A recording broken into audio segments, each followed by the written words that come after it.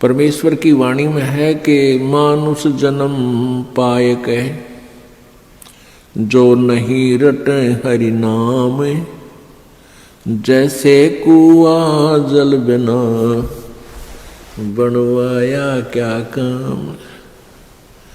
अपने आत्माओं परमात्मा हमें बार बार आकर के यही समझाना चाहते हैं कि तुम मनुष्य जीवन प्राप्त करके इसमें प्राप्त सुविधाओं को प्राप्त करके आप भूल जाते हो परमात्मा को, क्योंकि ये जो भी पुण्य आपके पुण्य से ही आपको मानव शरीर प्राप्त है और आप ही की मलाई है पिछले जन्म की पुण्य संस्कार हैं, उनको आप बर्बाद कर रहे हो।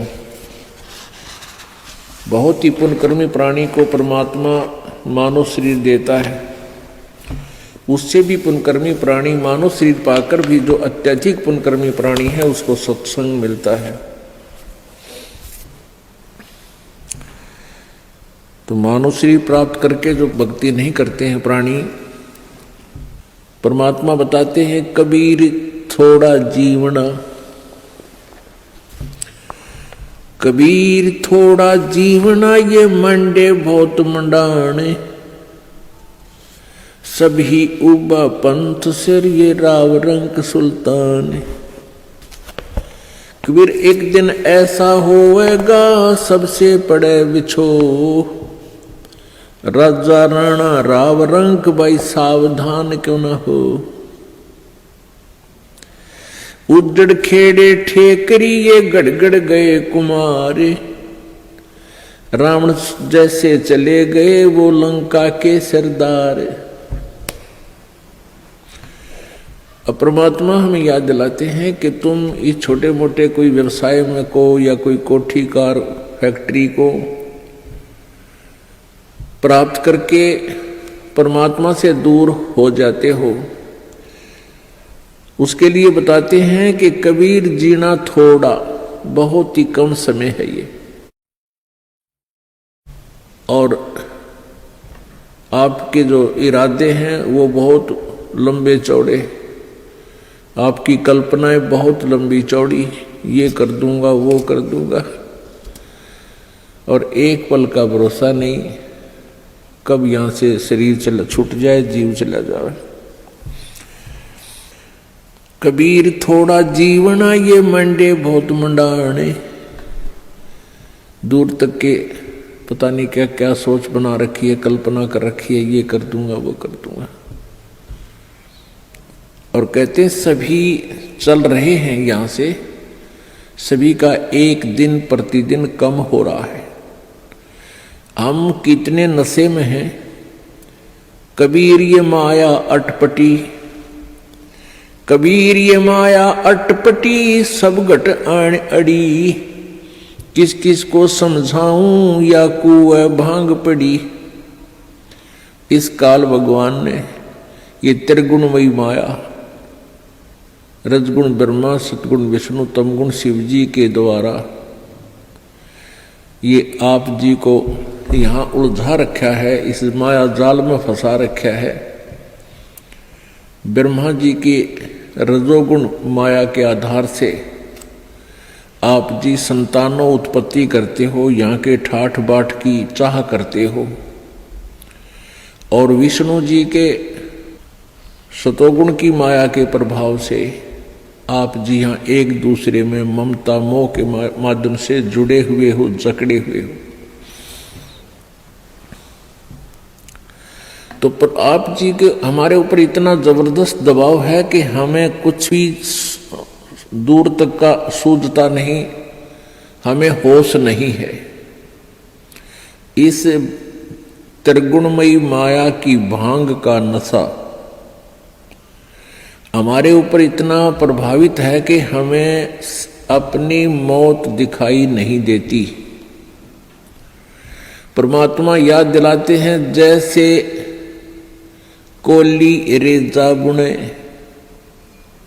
और बुनते आवे ओड़े, ऐसे लेखा तेरे जीवन का कुछ दौड़ सके तो दौड़े। जिस प्रकार पहले, आजकल तो फैक्ट्रियां बन गई, ये मशीन ऐसी आ गई जो कपड़े फटाफट बुन देती हैं। पहले हाथ से कपड़ा बुना करते थे, लंबे लंबे धागे बांध लिया करते थे, उसको खड्डी बोलते थे, और पतला सा धागा होता है, उस धागे को उन धागों में से हाथ से निकाला करते थे, एक मैनुअली हैंडल करके एक हाथ से ऐसे एक नली सी होती थी, उसके अंदर से निकाल देते, एक एक धागा ऊपर नीचे करके, फिर दूसरा धागा ऐसे लाते थे, फिर ऐसे लाते थे, फिर ऐसे लाते थे, और इतने पतला धागा होता है और इतना लंबा उसका थान बोलते थे। एक बहुत लंबा थान लगभग 50-60 फुट का वो तैयार हो जाता है। यानी उस पतले से धागे से बार बार ऐसे चलने से वो अंत आ जाता है, वो कप थान इतना लंबा पूरा हो जाता है, उसका एंड हो जाता है। इसी प्रकार आप जी का जो जीवन है, ये प्रतिदिन एक धागा आपका इसमें प्रवेश हो रहा है, और एक दिन वो भी आएगा जिस दिन आपके जीवन का उत्थान कंप्लीट होगा। कहते हैं हम प्रतिदिन एक कदम अपने मौत रूपी अजगर की तरफ बढ़ रहे हैं, और वो हमें खाएगा और हमें डर नहीं। तो ऐसी हालत नशे वाले प्राणी की होती है, वो चाहे शेर के जा चिपके और वो सांप भी पकड़ ले, क्योंकि उसमें नशा है, उसको पता ही नहीं तू कर क्या रहा। तो इस नशे को कैसे हटाया जाएगा? ये सत्संग रूपी एंटीबायोटिक कैप्सूल खा के, फिर इनसे आपका जो त्रिगुणमयी माया के द्वारा प्रभाव आपके ऊपर हुआ है वो खत्म हो जाएगा, वो नाम मात्र सा रह जाएगा, और धीरे धीरे आप अपने भविष्य की चिंता करने लगोगे। मौत बिसारी बावले अचरज किया कोने, तन माटी में मिल जाएगा जो आटे में लौने। परमात्मा कहते हैं तो मौत भूल गया, तने कितना बड़ा आश्चर्य कर रखा है। एक बार यक्ष ने युधिष्ठिर जी से प्रश्न किया था कि इस संसार में सबसे बड़ा आश्चर्य क्या है? युधिष्ठिर जी ने उत्तर दिया था कि सबसे बड़ा आश्चर्य ये है कि प्रतिदिन हम अन्य व्यक्तियों को मरते हुए देखते हैं और अपने नंबर की चिंता कती नहीं। यहां भगवान बंदी छोड़ कबीर साहिब जी कहते हैं कि मौत बेसारी बावड़े तन अचरज किया कौन, और ये तन माटी में मिल जाएगा जो आटे में लौण। आपका कितना सुंदर शरीर, जिसके लिए आप इस मानव शरीर को स्वस्थ रखने के लिए, इसके प्रोटेक्शन के लिए, इसको जीवित रखने के लिए हम सारा जीवन लगा देते हैं। यदि कोई व्यक्ति भयंकर रोग से ग्रस्त हो जाता है और उसके इलाज पर 1 लाख 2 लाख 3 रुपये लगने हों तो वो पैसे भी लगा देगा। अपनी कोई जमीन जायदाद भी बेचनी है उसको भी बेच देगा, क्योंकि ये इतना प्रिय है। और ये इस प्रिय शरीर से यदि तूने परमात्मा की भक्ति नहीं की, परमात्मा कहते हैं कबीर जी, आप जी ने यदि भक्ति नहीं की, परमात्मा की साधना नहीं की, तो आप जी का ये शरीर, इसका नाम और निशान नहीं मिलेगा। ये ऐसे मिल जाएगा पृथ्वी में जैसे आटे में नमक, दृष्टिगोचर नहीं होता। एक दिन ऐसा होएगा सबसे पड़े बिछो, राजा नैना रंग सब सावधान क्यों न हो। एक दिन ऐसा होगा आप जी को यहाँ सबको छोड़कर जाना पड़ेगा। ना आपका बेटा साथ चले, ना बेटी साथ चले, ना कार साथ चले, ना कोठी साथ चले। एक दिन ऐसा होगा सबसे पड़े बिछो। इसलिए परमात्मा कहते हैं राजा राणा रंग सब सावधान क्यों ना हो, यानी सावधान हो, सतर्क हो, डरो परमात्मा से और उस मौत से आने वाले उस दिन को याद रखो। फिर बुराई नहीं कर सकते आप पाप नहीं कर सकते, आप भगवान की भक्ति को नागा नहीं कर सकते जब आपको मौत याद रहेगी। हमने सबसे पहले उसी वस्तु को भूला जो सदा याद रखनी चाहिए थी। कौन कौन सी? एक तो परमात्मा और दूसरे मृत्यु। उजड़ खेड़े ठीकरी ये गड़गड़ गए कुमारे, वो रावण श्रीखे चले गए भाई लंका के सरदार।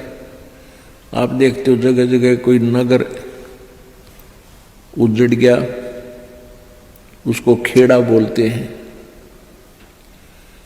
जो कोई गांव कहते हैं, गांव खराब गर्क हो गया था तो वहाँ छोटी छोटी ईंटें, बर्तन फूटे हुए मिट्टी के, उनके ठीकरे वो नजर आते हैं। तो परमात्मा याद दिलाते हैं कि ये उजड़ खेड़े ठीकरी, और वह भी आपकी तरह ठाठ से रहा करते थे, भगवान भूल गए थे।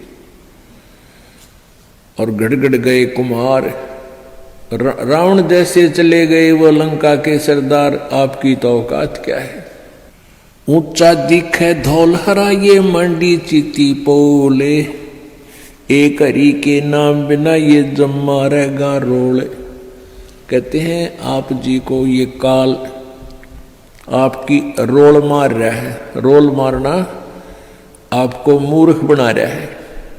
अब बहुत बड़ा आलीशान कोठी बना ली, उसका खूब संगे मरमर ला दिया, उसके बढ़िया बढ़िया पत्थर लगा दिए, और इसने देख देख कर तू भगवान को भूल गया। ऊंचा दिखे धौलरा और मंडी चीती पोले,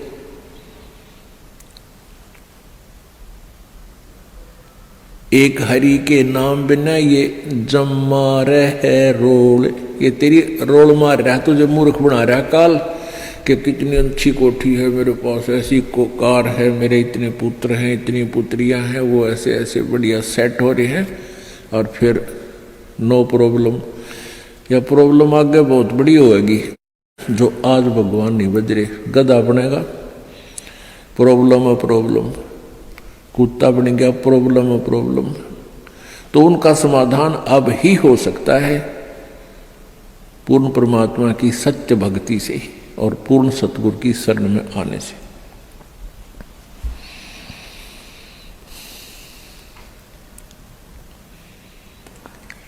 कबीरा देवल ढह पड़ा ये ईंट वही संघार, कोई चे जारा चुनिया मिलान दूजी बार।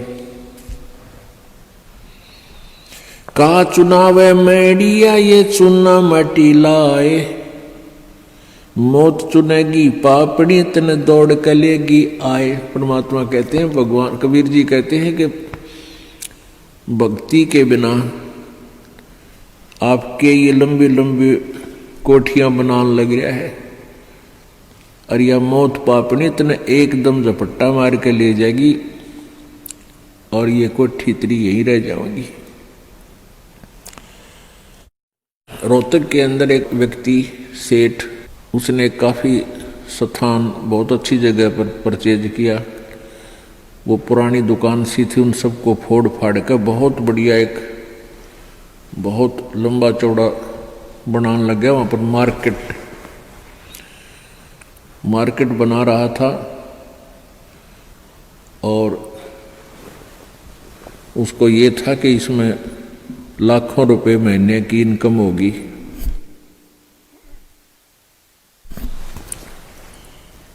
अब वो मार्केट तो बनी भी नहीं थी, वहाँ जो वर्कर काम करे थे उनको पेमेंट की, और वो वर्कर वहाँ बैठकर अपने पैसे पेमेंट को गिन रहे थे, संभाल रहे थे। और वहीं पर गर्मियों के दिन थे, उस सेठ ने वहीं पर नहाने के लिए एक पट नीचे ईंट सी बिछा रखी थी और ठंडा पानी की वहाँ व्यवस्था थी। तराई के लिए नहाने लग गया। अब स्नान करके धोती बांधी थी, कुर्ता पैर नहीं पाया, एकदम गिर गया। और गिर गया कि मर लिया खड़ा खड़ा, उसका समय पूरा हो चुका था, वो एकदम समाप्त हो गया वहीं पर। तो यहां परमात्मा याद दिलाते हैं, कहाँ चुनाव है मेडिया, मेडिया मतलब बड़े बड़े कोठियां, और चूना माटी ला, और मौत चुनेगी पापी तने दौड़ के लेगी आ।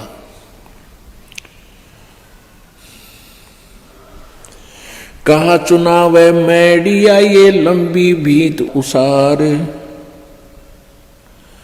घर तो 3.5 हाथ भाई घना तो 4.25।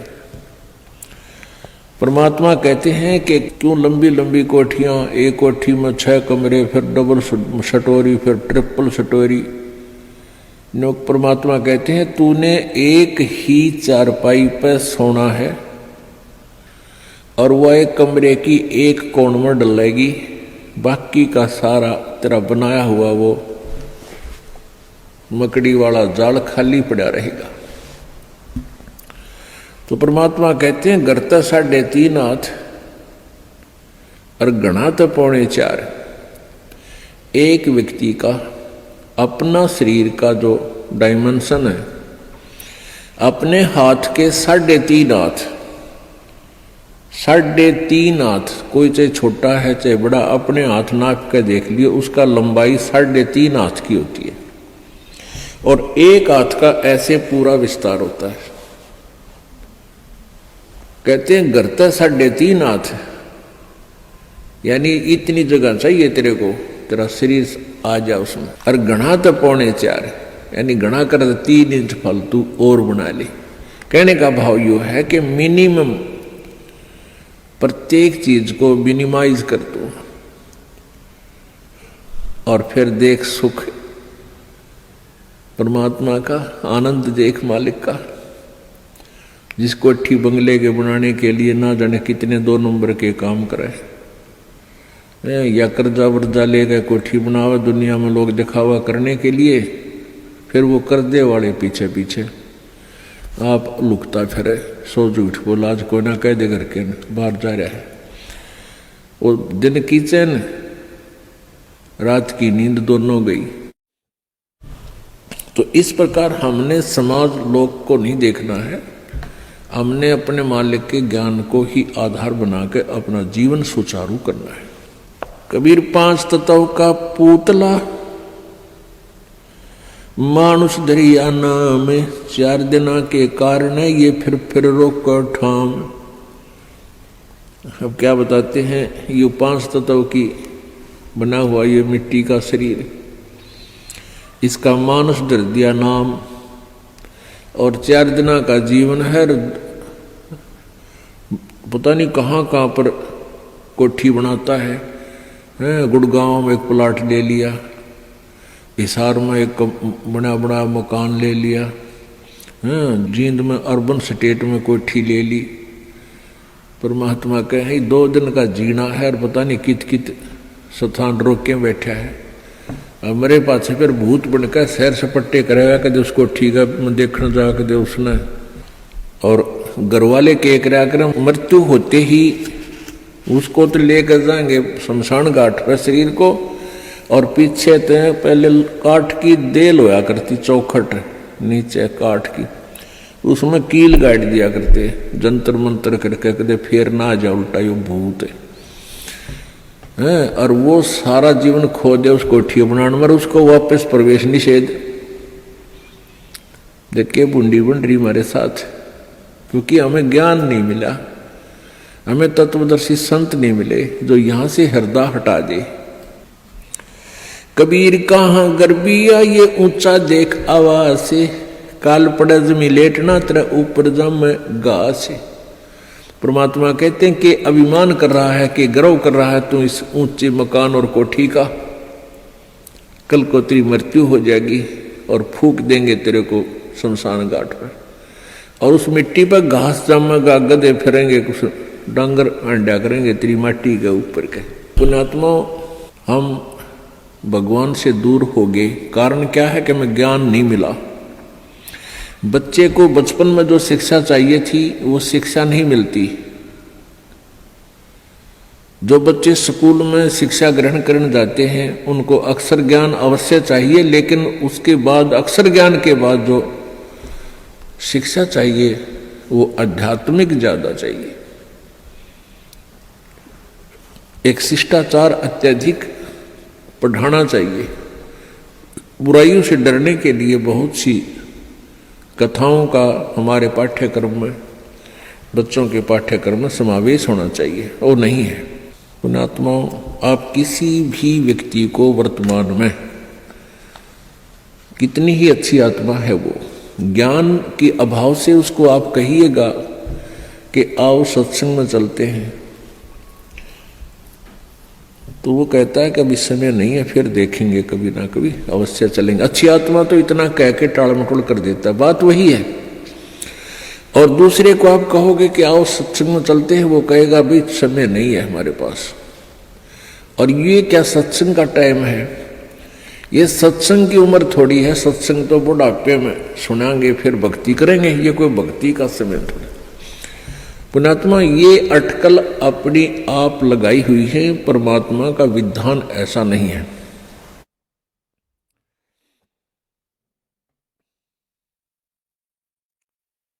अब परमात्मा क्या बताते हैं? कबीर कहाँ गर्भियो ये काल गह करके से, न जाने कित मारेगा यो के घर के परदेश।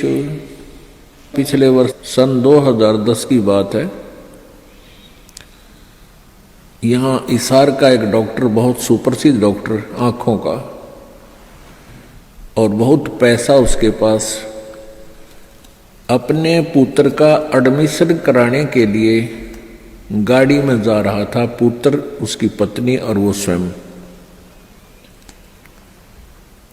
और रास्ते में दुर्घटनाग्रस्त हो गए, तीनों की मृत्यु होगी। आज शेष बचे हुए कोई भी उस परिवार के सदस्य से आप जाकर कहिए कि आओ सत्संग में चलते हैं, वो भी कहेंगे समय नहीं है हमारे पास। अन्य किसी डॉक्टर से आप जाकर कहिए कि चलो सत्संग सुनो कुछ देर, वो कहते नहीं मेरे पास तो मरीजों की लाइन लगी हुई है, मेरे पास समय नहीं है। तो एक डॉक्टर लाइन नहीं, किसी को भी आप कहिए जाकर के। पुण्यात्माओं, इसका कारण क्या है कि हमें अध्यात्म ज्ञान बिल्कुल नहीं।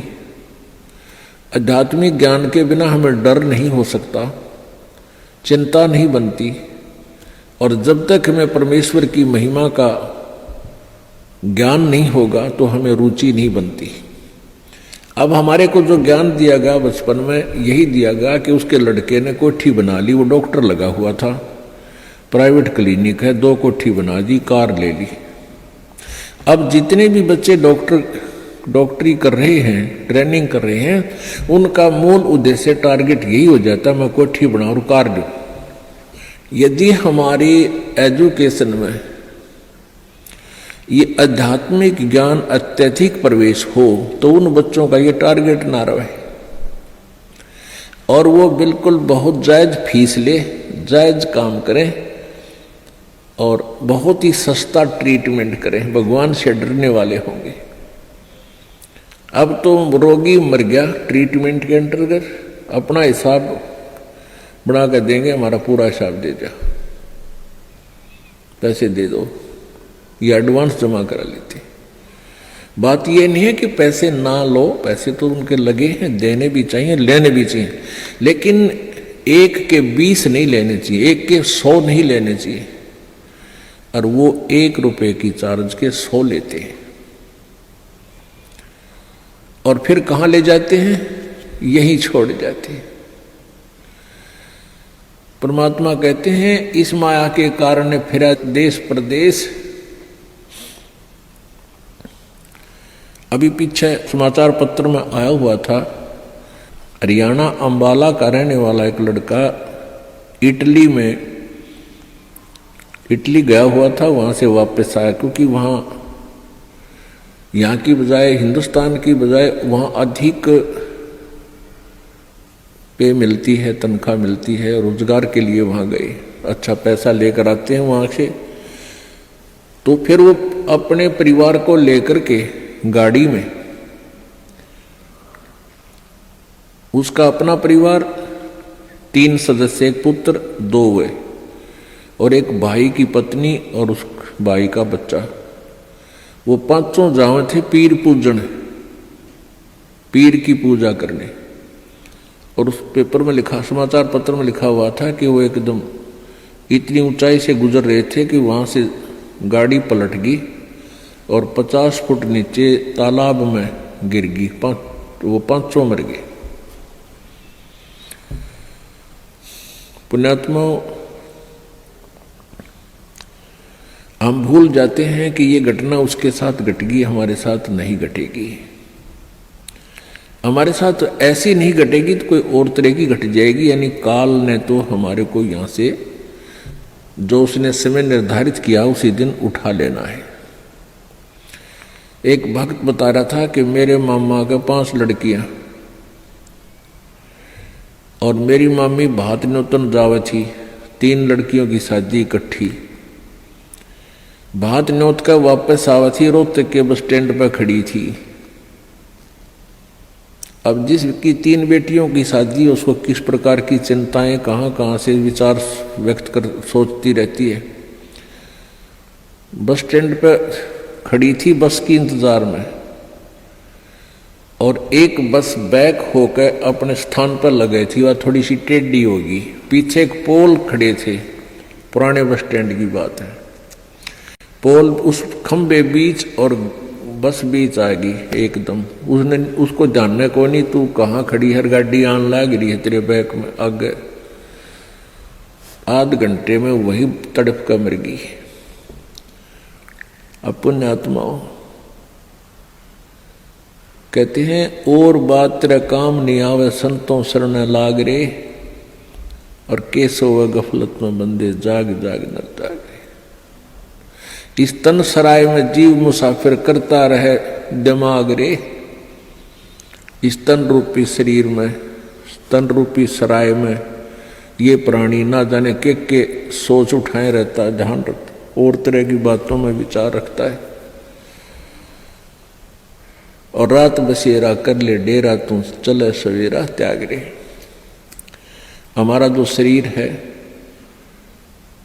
अब इस सराय रूपी शरीर में हम सारी एक रात काटने के लिए विराजमान हैं, और सवेरा उस समय होगा जब आपकी मृत्यु हो जाएगी, फिर सुबह हो जाएगी, फिर चलो चलो होगा यहां से। तो इस पूरे जीवन को एक रात्रि बताया है और मृत्यु को आपकी सवेरा बताया है। इन सब बातों को याद करके आप जी ने परमात्मा में रुचि बढ़ानी है।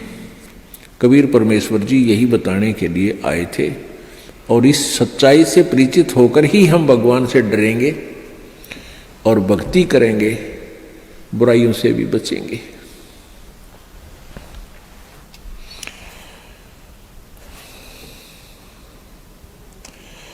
कबीर कहाँ गर्बियो काल गह करकेस, ना जाने कित मारसी के घर के परदेश। यानी अब तो घर में मारेगा ना, कि दोबारा जा रहा होगा वहां मार देगा। कबीरा धंधा करते रहे बिन धंधे धन ना होए। परमात्मा कहते हैं कबीर धंधा करता रहे बिन धंधे धन नाही, और जो नर भूले ज्ञान मूल को ते धंधे झावे नाही। परमात्मा कबीर परमेश्वर जी ये कह रहे हैं कि धंधा करना पड़ेगा, धंधे बिना इनकम नहीं हो सकती, काम तो करना ही पड़ेगा। पर उनको उल्हाना दे रहे हैं कि जो इस धंधे में भगवान ना बजते, काम करते करते मालिक को याद नहीं रखते, वो नर अपना उस मूल ज्ञान से परिचित नहीं है, वो अपना जीवन व्यर्थ कर रहे हैं। अब कोई कहता भी अभी समय नहीं है, भक्ति नहीं करते, कोई टेंशन होगी है। पुण्यात्माओं, ये टेंशन तो बनी रहेंगी, क्योंकि काल का लोक ही ऐसा है। और इन सभी जो छोटी मोटी आपके साथ चल रही है, कोई परमात्मा के नाम लेते लेते भी आपके ऊपर कोई आपदाएं छोटी मोटी आ रही हैं, तो ये विचार करना कि यदि परमात्मा का सहारा ना होता, ये छोटी आपदाएं नहीं होती, ना जाने के कहर तोड़ देती आपके ऊपर। अब जैसे आप जी ने परमात्मा का, परमेश्वर कबीर जी का नाम ले रखा है, और फिर भी आप पर छोटी मोटी कोई आपदाएं आती हैं, आप ये सोच बैठते हो, कई बार मन इतना नालायक है, ये परमात्मा से दूर करने के लिए ना जाने कितनी स्कीमें तैयार करता है, अपने हिसाब से सोचता रहता है। क्या सोचते हैं कि मैंने पाठ भी करा दिया, मैंने 4-5 महीने नाम लिए भी हो गए हैं, और फिर भी मेरी भैंस मर गई। अब पुण्यात्माओं विचार करो, आप जी ने कुछ पुण्य किया, आप जी ने सत भक्ति की, जैसी आपने भक्ति की उसका सहयोग तो अवश्य ही मिला है आपको। जैसे सर्दी बहुत है, और उस सर्दी के अंदर आप जी ने स्वेटर पहन रखी है, और स्वेटर पहनने के बाद भी आपके हाथ पैर ठिठुर रहे हैं, आपको सर्दी लग रही है, तो कंबल ओढ़ना चाहिए। तो बुद्धिमान लोग ये नहीं कहा करते कि मैंने स्वेटर पहन रखी फिर भी सर्दी है और स्वेटर निकाल दूं, क्या फायदा स्वेटर का। कई भक्तों के मन में ऐसी दुर्भावनाएं आ जाती हैं कि हमने इतने दिन हो गए भक्ति करते ने, नाम लिए ने, और पाठ भी हम करा रहे हैं, और फिर भी हमारे ऊपर आपदाएं आ रही हैं। तो पुण्यात्माओं, जैसे आप जी ने अभी स्वेटर पहनी है और स्वेटर ने अपना काम कर रखा है जैसी उसकी सामर्थ्य है, और कोई न सोचा है कि क्या फायदा हुआ नाम तो मन इतने दिन हो गए भक्ति करते, दान करते, और इस नाम को त्याग देता हूं, तो वो मूर्ख है। मूर्ख मीन वो ज्ञानहीन है, इस तत्व ज्ञानहीन है, उसको अभी ये ज्ञान समझ में आया नहीं है। अब जैसे उस स्वेटर का जितना अपना प्रोटेक्शन करने का था वो प्रोटेक्शन उसने कर रखा है, लेकिन सर्दी ज्यादा है, उसके लिए स्वेटर पहन, वो जर्सी पहन, और जर्सी से भी सर्दी नहीं लग रही है तो उसके ऊपर का कंबल या चादर मोटी ओढ़। ये नहीं कि सर्दी लग रही है तो इस स्वेटर न निकाल दूं, जर्सी पहन ली, इससे भी सर्दी लग रही है इसको भी फेंक दूं, तो उससे तो सर्दी आपकी जान ले लेगी। तो ऐसे ही आप जी जितनी भी भक्ति कर रहे हो अभी तक, उसका सहयोग उतना सहारा आप जी को अवश्य मिला हुआ है। तो ये सोच लेना चाहिए कि आप जी के कर्मों की यह सर्दी बहुत ज्यादा है, अत्यधिक है। आप जी भक्ति भी कर रहे हो, नियमित रह रहे हो और दान धर्म भी कर रहे हो, और फिर भी आपके ऊपर आपदाएं हैं, तो आप जी की ये कर्मों की सर्दी बड़ी भयंकर थी। अगर आपने प्रोटेक्शन ना कर रखा होता, परमात्मा की शरण में नहीं होते, तो आपकी जान चली जाती, परिवार में भी बहुत हानि हो जाती। अब तो एक भैंस मरने से ही काम चल गया, भैंस तो और 20 दे भगवान, अगर आपकी भक्ति ठीक रही तो इस प्रकार आप जी ने अपने तत्व ज्ञान को संभाल कर रखना है। इस पर असर करना है, अमल करना है और इसके आधार से अपने इस भक्ति मार्ग पर लगा रहना है। अब कई भक्त कहते हैं जी हमें मेरे 3 दिन मंत्र ना जपा, मैंने 4-5 दिन मैंने नाम नहीं जपा। क्यों नहीं जपा? कि टेंशन हो गई थी। अरे भले आदमी टेंशन तो हो जा, खर टेंशन भी हो जा, लेकिन भगवान की भक्ति भी अपना करता रहे दुखी सुखी होकर। उस टेंशन को भी पड़ी रहेगी, लेकिन मंत्र भी थोड़ा बहुत कर लेना चाहिए, छोड़ना नहीं चाहिए। अब ये तो मंत्र इस काल ने तो इतनी टेंशन कर रखी है इस प्राणी के साथ में, गिनती है को ना। घर में को वासनी हो जाए तो टेंशन, और छोटे मोटे व्यवसाय में 100 घाटे बाधे हों उसमें टेंशन, पता नहीं कितने प्रकार की समस्याएं हमारे जान में डाल रखी काल ने। काल का ये उद्देश्य है कि ये भक्ति ना करें। जब इनको मनुष्य शरीर प्राप्त हो तब तो इनमें इतनी टेंशन भर दी या विकार भर दिए, कोई घुट्टी लावे, कोई जुआ खेले, कोई दारू पीवे, बीड़ी पीवे, सिगरेट पीवे, कोई 2 नंबर के काम में, कोई कोठी बनाने के काम में, यानी को इनको सबको ऐसा व्यस्त कर रखा है कि फुर्सत को ना। और फिर अब ये है भक्ति का समय आ गया, अब ये भक्ति युग आ गया, भक्ति का काल आ गया, समय भक्ति काल, बिचली पीढ़ी आएगी। और इसमें काल ने कति पूरा अंगा ला दिया। ऐसे ये टेक्निकल जो ना ऐसे बना दिए इलेक्ट्रॉनिक इंस्ट्रूमेंट, जैसे mobile phone, TV, satellite, internet, कि ये जी जब भी आँख खुले रात ने या तो मोबाइल में बकवास देख ले, या सामने टीवी रिमोट से ऑन, उठ कर भी ना जाना, रजाई में पड़ा पड़ा ऑन कर ले, उसमें नाचने गाने बकवास सुन ले। यानी भक्ति से कोसों दूर रहे ये प्राणी। अब इसने कितना कुछ, अभी 20-30 वर्ष से आप देख रहे हो कितना कुछ साइंस ने तरक्की कर दी, या काल गिवन है, इस काल ने दे रखी है। और परमात्मा ने भी ये समय इसीलिए चुना था कि अब ये जो साइंस के इंस्ट्रूमेंट हैं ये हमारा काम आएंगे।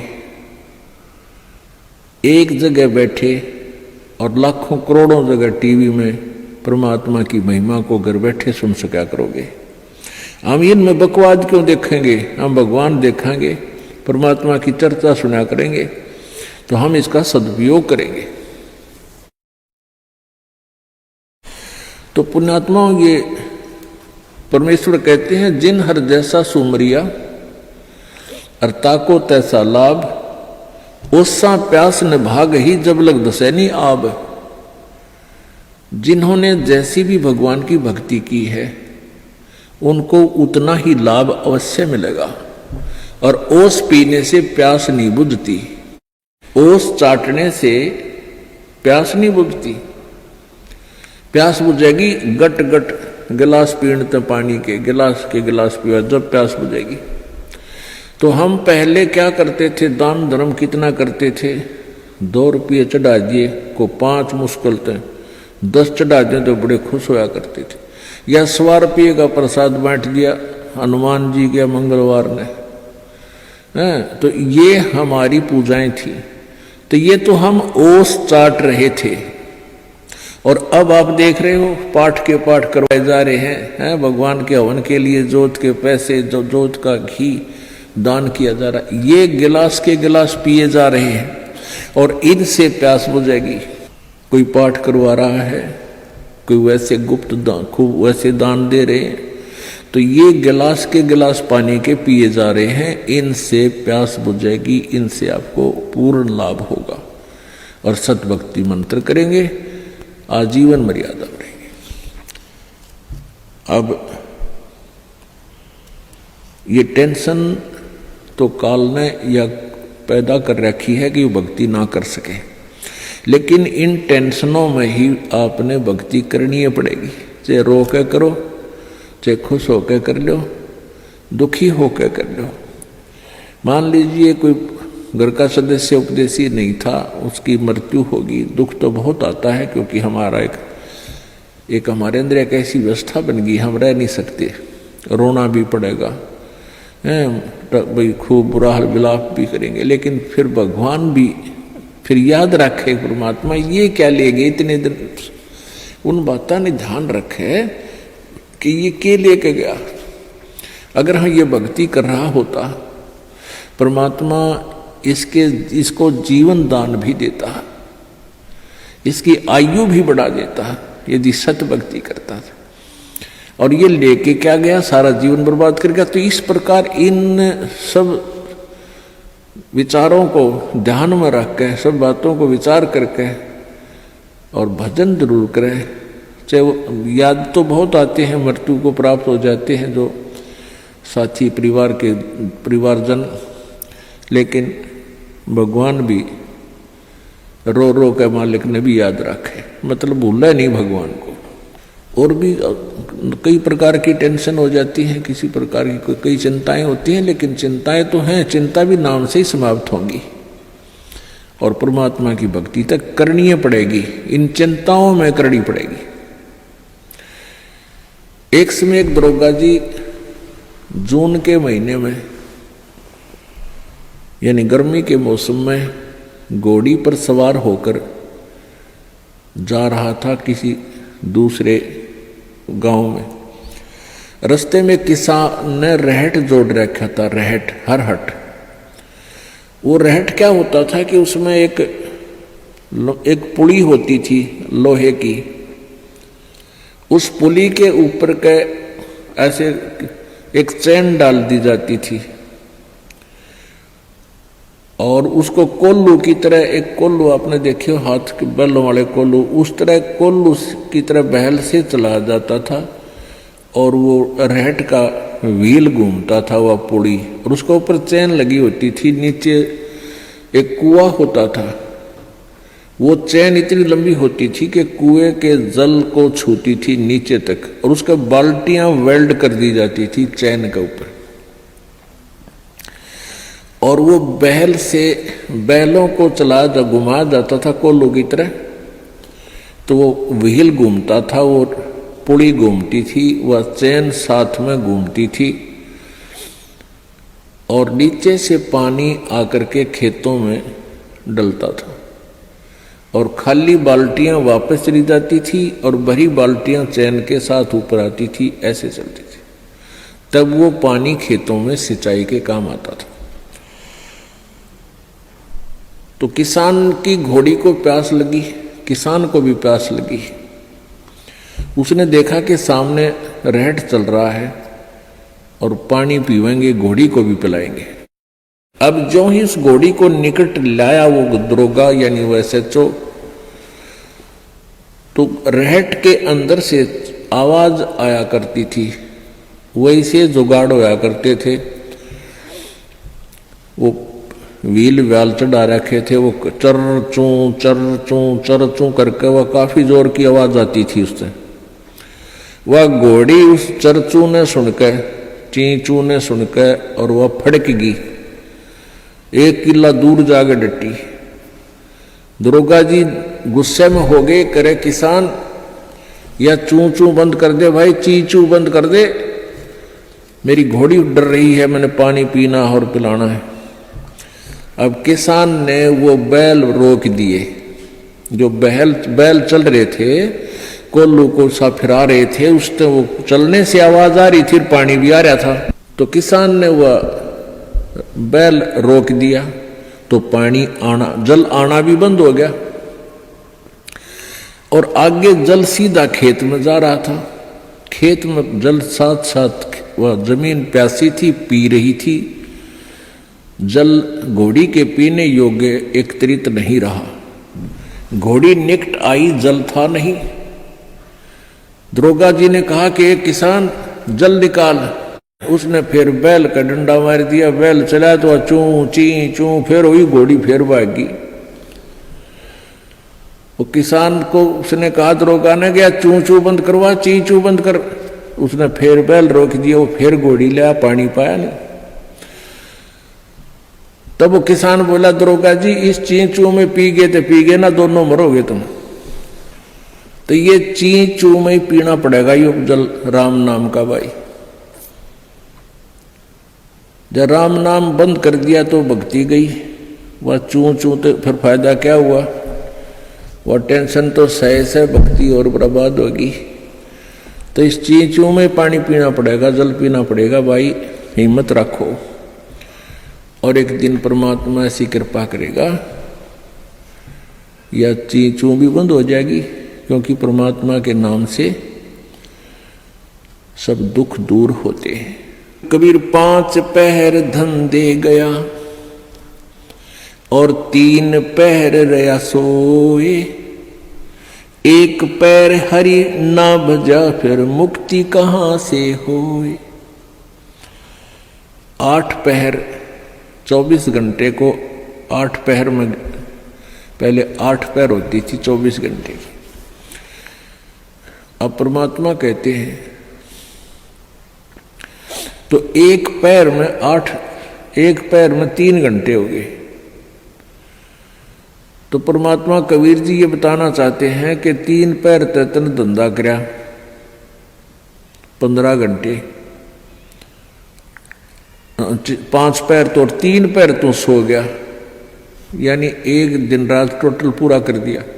और 1 पैर हरि ना बजा, 3 घंटे भी भगवान को नहीं दिए तूने। 5 पैर धन दे गया, 3 पैर रया सोए, 1 पैर हरि ना जप्यो मुक्ति कहां से होई। यानी टोटल 3 घंटे परमात्मा ने बता दिए कि पूरे 24 घंटे में 3 घंटे आप भगवान के भजन में अवश्य लगाओ। और उनका ये नहीं है कि स्पेशल एक जगह बैठ के लगा लो, बहुत समय होता अपने पास।